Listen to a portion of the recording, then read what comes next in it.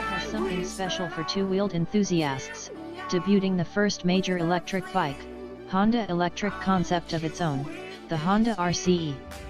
The Japanese company is being fairly terse about the RCE's details, simply stating that the bike is an EV version of a super sports bike that pursues the joy of riding.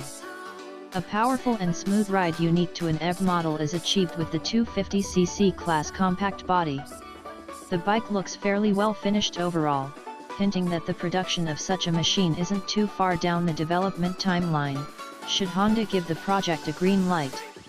Shod with Öhlins suspensions, Brembo brakes, and a motor that looks large enough to come out of hybrid car, Honda's design here is very appealing.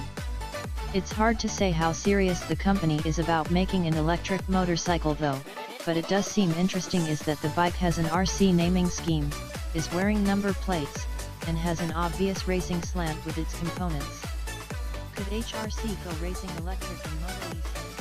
Please, subscribe, like us and share for everything about two wheels.